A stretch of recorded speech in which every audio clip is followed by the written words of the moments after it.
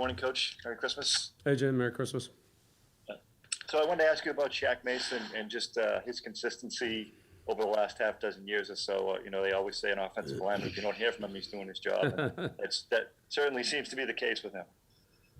Yeah, that's probably a good way to put it. They love to be anonymous, and when they are, that's like you said, that's usually a good thing. So, unless there's some big pancake block out in the open field or something like that. But yeah, Shaq's been a really solid player for us. He's been tough, durable, and athletic. For his size, he's got good power. So, it's been good to have him in there. Especially he and David. And even Ted, Ted was gone for a year, but those guys have been together for a while. Played a number of years together, and that's a good thing for the offensive line. Kind of getting there with Win, and it's good to have those guys together, playing together for multiple seasons. A lot of times you can reflect back and this is the way we blocked it against somebody that did this a couple of years ago, and just everybody kind of knows what you're talking about and things like that. Or this blitz, here's how we handled it, and there's some recall and some familiarity there. So it's it's good when those guys are able to play with each other for a while. Thank you. Sure. Next question, George Radney, followed by Chris Ryan. Yes, good morning, Coach Coach Belichick, George Radney, Challenger Community News. How you doing this morning? Good, George. How are you? Pretty good. I was wondering, what impact do you think having Kyle Duggar back in the lineup for this game will mean to your team?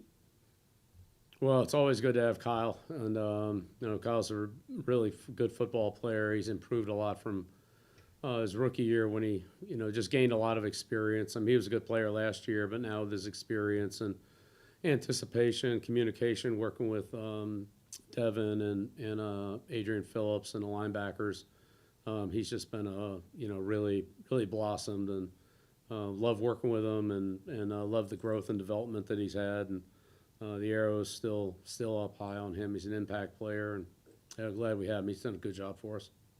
And one last question. What do you think is the reason why it's tough for teams to have continuity to find good offensive linemen these days? I feel like back in 10, 20 years ago, every team had their line was always their foundation. What do you think is the cause of that today? Not enough of them. You can't find enough of them? Is it the college training? Yeah, well, I mean, again, I think it's a trickle-down effect. Look, the colleges are looking for him too. There's only so many big kids out there. There's a lot more kids that are 195 pounds than there are 295 pounds, so that's just the way of the world. But in college, you had back in when I came into the NFL, let's put it that way, most kids stayed in college 5 years, especially the offensive linemen. They redshirted. They played 4 years of college football. Their fundamentals improved, their strength improved, their technique improved. And that's a big part of what those guys do. Some offensive linemen are very, very good players. They're just average athletes, but they're very good technically. They have great, balance and fundamentals, and that's a lot more important than, 40 time or, other stuff. So. All right. Thank you very much, Coach, and good luck this coming Sunday. Appreciate it. Here, George. Thanks. Our next question, Chris Ryan. Merry Christmas, Bill. Thanks, Chris. You too. Wanted to start with a non-football question. Just growing up, was there a particular, Christmas present, Christmas moment that stands out to you? There was a lot of them. Every year was special, so it'd be hard to, I spent most of them with my grandparents, and that was good. So we saw them once a year. And so that was always good. My cousins, grandparents, aunts, uncles, stuff like that. So, yeah, those are good. And then, as the kids grew up, each of those was special too. When they came down and saw that Santa had been there and left things for them under the tree like they were. Yeah, so it's a special day. And on the football side of things, just the continuity that you've seen this year between Devin and Dante, what has that meant to have those two guys back in the positions that they're in this season in regard to, calling out plays, et cetera? Yeah, they've done a great job for us, both on and off the field. They give us a lot of leadership and decision making, communication, recognition, awareness on the field and off the field. They're great professionals. They know how to work. They know what it takes to win. They help get us on track. They can keep some guys from going off the tracks. And they know what's important. And a lot of times, players and coaches and teams, you get caught up in things that they're 1% of the game, and you skip over something that's 80% of the game. And they do a good job of bringing things into focus on whether it's fundamentals or communication or techniques and so forth. They're very obviously respected and looked up to by not only all their teammates, but all the people in the organization. And very fortunate to have both those guys. They've both had great careers here, and their careers have gone fairly parallel. They've been together for a long time and, gained a lot of confidence and trust and, with each other and working with each other and can, play well and communicate well off each other. And, critical situations or situations where we have to make adjustments. And as I said, with the linemen, they've been through it before. They can, they have a level of anticipation and confidence in their teammates. It's been earned over, a lot of plays and multiple years together. So they've done a great job for us. Whatever I'd say would be understated. Thanks. We have quite a few questions here, so I'm going to try to just limit to one question per person. We'll go with Mookie Hawkins, followed by Andrew Callahan.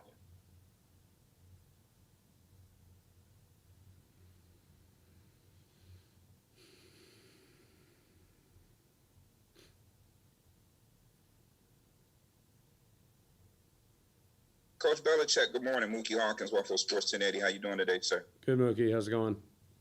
I'm great. Now, you come from a coaching family, a great coaching family, and but you come under guys like Ted Matrabota, Rick Forzano, Tommy Husbeth, Red Miller, Ray Perkins, and obviously, Bill Parcells. How have learning under these coaches helped mold you into the coach that you are today? Tremendously. Yeah, it's been a tremendous experience. I learned a lot from all of them. And they're all different, and I had different assignments under some of those different coaches, so that was unique as well. But I feel like I got a great start with Coach Marchabroda and Coach Rosano, Coach Hudspeth. His first 3 years, that was really key to building a lot of my foundational knowledge in the NFL and work ethic and just special teams, offense, defense. After 3 years, I'd coached on both sides of the ball, coached in the kicking game in all 3 years, and been able to work with the tight ends and receivers at Detroit. So, and then of course, Coach Parcells, was with him for whatever it was, 15, 16 years, and learned a lot from him. And of course, Coach Collier in Denver on the 3-4 defense, but then with Coach Parcells, our 3-4 defense in New York was different than the Denver defense, and it was interesting for me to see both of those put together, the way that they complemented each other, and then being able to work under Coach Perkins and coach special teams for Ray was a great experience. It was 4 of the best years of my life was working for him and then Bill. So yeah, I learned a lot from all of them. A lot of time with Bill, so probably the most from him. But then I knew the least under the first 3 coaches, so it was a lot to learn there too. But Bill took me to another level in terms of going from a coordinator to a head coach and understanding some of the other things that go with being a coach, with being a head coach, with injuries and contracts and some league rules and things like that, trades and just things that a head coach does that a lot of times an assistant coach doesn't do. But Bill involved me in a lot of those and the draft process, and those were great learning experiences for me as well. So I've been very lucky. Absolutely, Coach. Good luck this week and Merry Christmas to you. Thanks. Merry Christmas to you, Mookie. Thank you. Next question, Andrew Callahan, followed by Zach Cox. Hey, good morning and Merry Christmas, Bill. Thanks, Andrew. Same to you. I just want to ask about the holiday tomorrow, how that might affect your kind of standard Saturday schedule before a game and how it might be modified, obviously, for obvious reasons. Yeah, usually on Sunday games at 1, we come in on Saturday morning. They go to Health Hotel Saturday night. At times on Sunday night games or late Sunday afternoon games, we'll come in on Saturday afternoon and then do a morning meeting on Sunday morning. With this weekend, we're going to do the Saturday afternoon meeting schedule and then, play at 1. Again, we're pretty familiar with Buffalo. Played them a couple weeks ago. Not that there isn't a lot of preparation to be done, but I feel like we're in a good place and we can combine Saturday morning and Saturday night into one meeting on Saturday, and we'll be ready to go on Sunday. All right, thank you. Yeah, you're welcome. Next question, Zach Cox, followed by Dakota Randall. Morning, Bill. Merry Christmas. Thanks, same to you, Zach. Merry Christmas. Wanted to ask you about JC. He's told us a number of times this season that the biggest change that he's made in his game this year is kind of being more studious off the field from a preparation standpoint, watching film, studying opponents, all of that. I'm just curious how you've seen that manifest itself on the field this season, if at all. Yeah, definitely. I agree with that. I think that JC's prepared hard and really done a good job this year in being more conscientious about, team defense. And, he's done a lot of things that, might help other guys make plays, might help. He's been very unselfish in some of the matchups that he's had, and some of the techniques that he's played that have helped other guys make plays, through his overall understanding of what's best for the defense and how to, best cover certain routes and patterns in the secondary. And he's shown a lot of maturity and unselfishness there. And, as a result, some of those plays have come to him indirectly, but, he's helped our defense, a lot by just, the consistency in which he's played, the fundamentals that, we need to play across the board. And, he's a very good player. He's very good in man coverage, and he has great ball skills and hands to turn the ball over. But I'd say his tackling, team defense, and just overall communication, awareness, and preparation have been really good this year, and it showed up on the field. Great, thank you. Yeah, you're welcome, Zach. Dakota Randall, followed by Alan Siegel. Hey, Bill. Brian the other day was talking about a lot of the work that Josh Bledsoe did while he was out to be able to sort of hit the ground running when he got back to practice. I'm just wondering what you yourself have seen from him, both on and off the field. Yeah, Josh works hard. Josh did everything he could do in the spring. And then was, limited in training camp with the PUP designations. And but as far as meetings and staying up with things, he did a good job. Cam did as well, Cam McGrone. And then when he had an opportunity to begin his practice period coming off of PUP, he showed some preparation, some,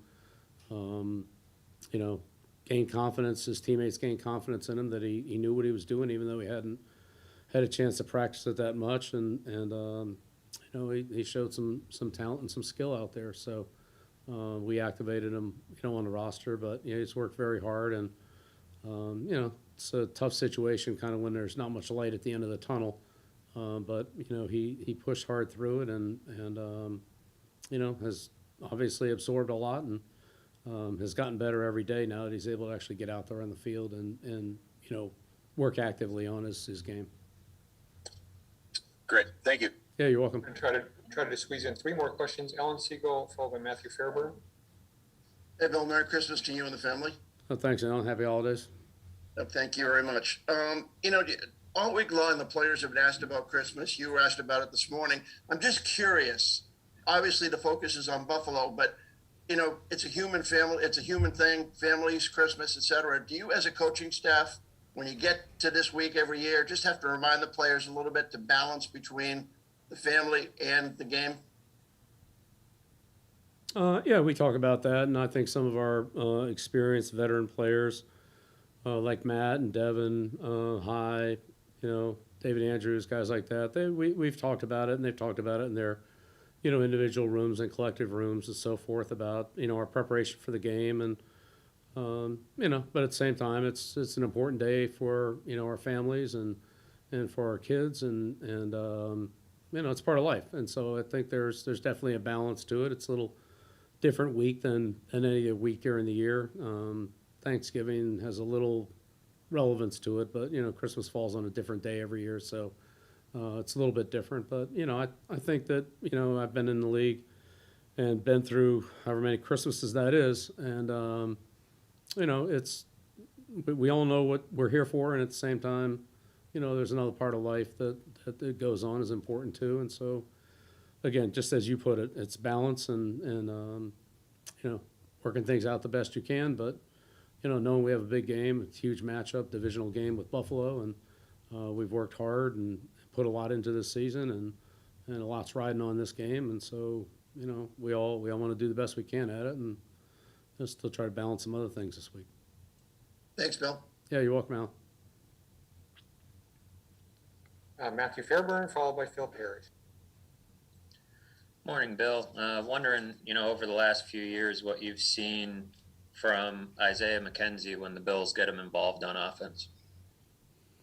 Oh yeah, he's an explosive player, very explosive. Home run guy on the return game and offensively, get the ball in space. He's very quick and elusive, and if he gets a crease, he can make a big play, go all the way. So a versatile player, catch the ball. They use him in the backfield, use him on some handoff plays, speed sweeps, and reverses and things like that. Throw it to him, quick screens, over the middle plays, deep balls. And then, of course, in the kicking game, he's a dynamic returner. So we'll have to do a great job on him with our leverage, our tackling, and, and certainly have some awareness when he's in the game offensively. He's not in there all the time, but I wouldn't be surprised if we see a lot more of him this week with Beasley out. And so we'll just have to be ready for whoever they put in there. But he's a guy that can break the game open in one play. Thanks, Bill. Merry Christmas. Thank you. Same to you. And last question, Phil Perry. Bill, Merry Christmas. Hopefully it's a good day for you and the family tomorrow. Yeah, thanks, Phil. Same to you. Thank you. I had a Bills question for you. We've asked you, feels like many times over the years, about their two safeties, Boyer and Hyde, and you've mentioned how well they disguise. I'm curious, I think when we hear about that, we think about it from sort of the quarterback's perspective. But how impactful at all is their ability to disguise on maybe a receiver's decision-making or a pass catcher's decision-making in the middle of the play? Is that part of what makes them difficult to deal with as well, or is it primarily a quarterback issue? Well, I'd say honestly, primarily it's an offensive line issue. But if it depends on what the play is, and it could affect a lot of different people depending on if the receivers are blocking them in the run force, it'd be their problem. If it's blitz pickup, it's a back and quarterback problem. If they're involved in the rush, then that affects other things on the line of scrimmage. I mean, they just don't run into the back of a defensive lineman. So wherever they rushed, and the lineman rush in a complementary way to that. So they do a good job of making it look like one guy's coming and then the other guy comes, or make it look like one guy's coming and then nobody comes, or make it look like nobody's coming and then, one of them rolls down there and comes, and then the other guy slides to, the complementary position on the defense. And so sometimes it's hard to tell until after the ball's snapped what they're actually doing, because they do a good job with false indicators and false alignments, and then they move to things late, or sometimes they just line up in it and you're waiting for them to move and they don't move, and then they do what they do from that position. So again, their experience, they do a good job. They have a good sense of timing and the quarterback's cadence and the 40-second clock and the motion and formations that are involved, and when they put all that together, they they do a nice job, and there's good level of communication and adjustments with the linebackers as well, and Milano and Edmonds have played together now for several years with the safeties, and so a lot of times they have to bump over, change gaps, adjust their gaps based on the formation change, and they get to those pretty quickly, and the offense has to re-recognize who's where and who's who, and so yeah, it's a very well coordinated defense, and they they execute it well, and they disguise it well. Thanks a lot, Bill. Thanks for your time today. Yeah, you're welcome, Phil. Thanks, everyone. If you guys can stay on the line after Coach signs off here, I just have a couple updates for you pertaining to practice. Thank you, Coach. Great, thank you. Happy holidays, everyone. All right, we'll see you Sunday. To beat it, get vaccinated. So when it's your turn, roll up your sleeves. And let's get to the finish line together.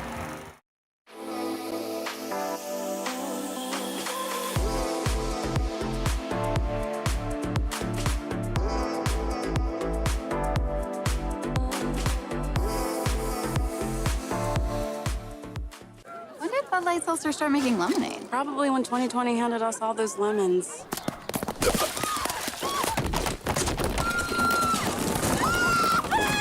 New Bud Light Seltzer Lemonade, packed with lemonade flavor after a lemon of a year.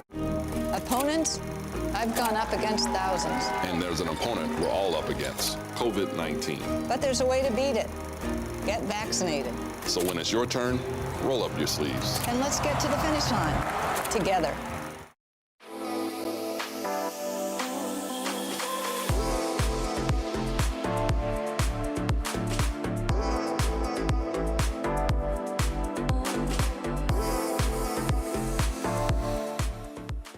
When did Bud Light Seltzer start making lemonade? Probably when 2020 handed us all those lemons.